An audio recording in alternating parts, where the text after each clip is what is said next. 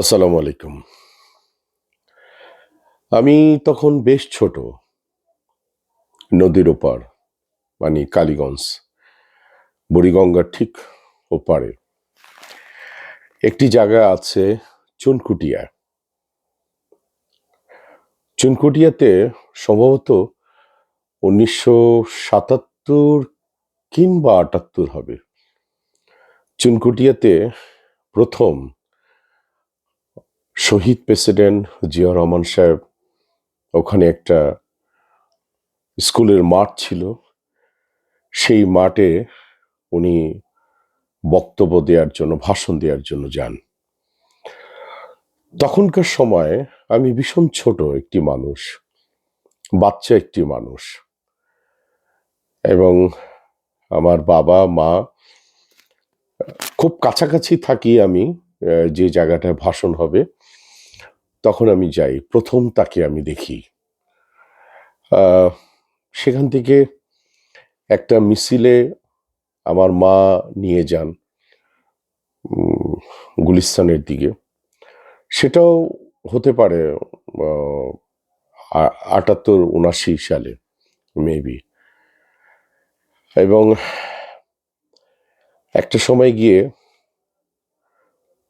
তার আততায়ীর গুলিতে প্রেসিডেন্ট থাকা অবস্থায় উনি ইন্তেকাল করেন। বিশাল আহ, জানাজা হয় এবং চন্দ্রিমা উদ্যানে তার দাফন হয়। সেখানেও ছিলাম আমি। কিশোরের মন, তখন অতটা ভালো বুঝি না, শুধু বুঝি একজন রাষ্ট্র নায়ক মারা গেছেন এবং ভালো একজন মানুষ মারা গেছেন। লোক দেখে এবং তার কফিনটা দেখার জন্য এখন যে কি বলে প্রাইম মিনিস্টারের দপ্তর, সেখানেও গিয়েছিলাম।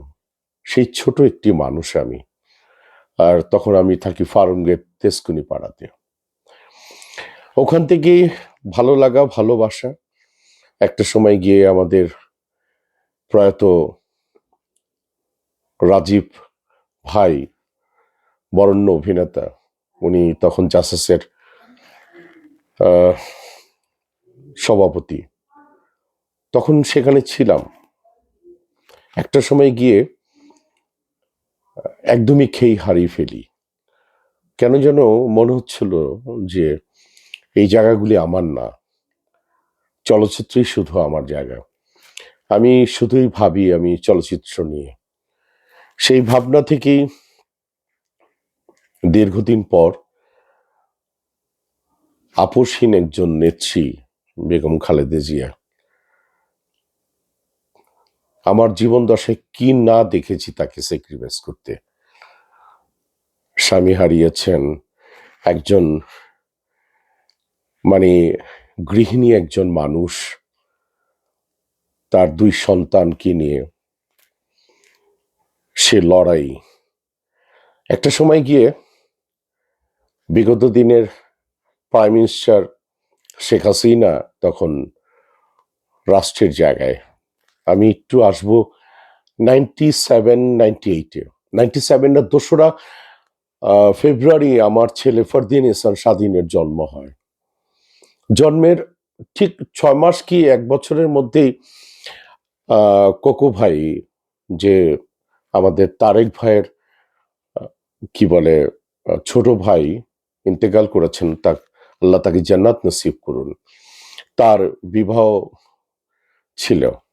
সেই বিবাহ অনুষ্ঠানে আমন্ত্রিত অতিথিদের মধ্যে আমি, অথম, মৌসুমী, আমি গিয়েছিলাম। তখন আপসহীন নেত্রী ঠিক নিচে বসা বেশ কিছু মানুষদেরকে নিয়ে, এবং আমাদেরকে নিয়ে যান তার সাথে খাবারের পরে রাজীব ভাই। এবং সে টপ করে মৌসুমীকে দেখে বলে, এই মৌসুমী, এই মেয়ে, এই কি বলে, তোমার ছেলে ফারদিনের কি অবস্থা, ও কি এখন সুস্থ আছে?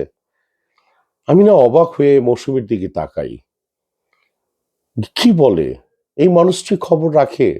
কারণ আমার ছেলে ডিস্ট্রোকার্ডিয়াক, মানে ডান সাইডে ওর হার্ট, এবং এটার কারণে ওর পেটে একটি বড় সার্জারি হয়, এবং সেই সার্জারির কারণে বেশ কিছুদিন অসুস্থ ছিলেন আমার ছেলে, এবং সেটা মনে রেখেছিলেন।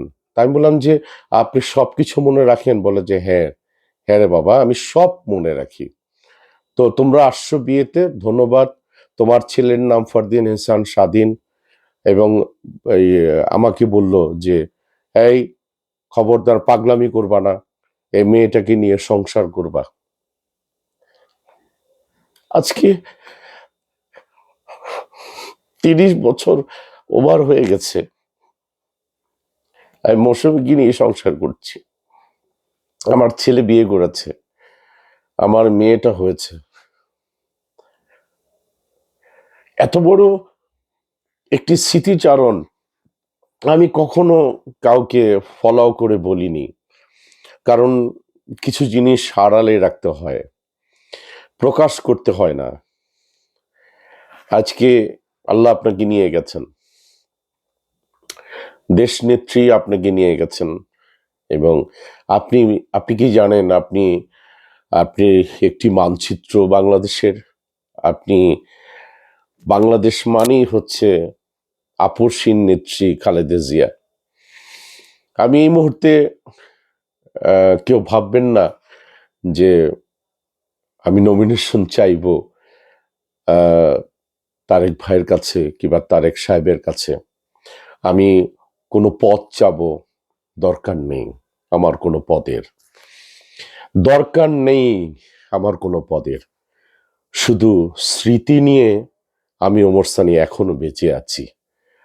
আর যখন আমি ভিডিওটা করছি, আমি নববীর রসুল পাক সাল্লাল্লাহু আলাইহি ওয়াসাল্লাম রওজার খুব কাছাকাছি আমি আছি। আমি আমার হোটেলে এখন এই ভিডিওটা করছি, একটু পরে হয়তোবা আমি সেই নববীতে যাব। আপনি কি জানেন, সেই নববীতে গিয়ে আমি আপনার জন্য শুধু বলবো, আল্লাহ, আপনি, আপনার হাজবেন্ড রাষ্ট্রনায়ক, শহীদ রাষ্ট্রনায়ক জিয়া রহমান স্যার, আপনার সন্তান কোকো ভাই, আল্লাহ যেন জান্নাত নসিব করেন, এবং সফল একজন রাষ্ট্রনায়কের অপেক্ষায় তারেক ভাই থাকলাম। ভালো থাকবেন আগামী দিনের রাষ্ট্রনায়ক। আসসালামু আলাইকুম।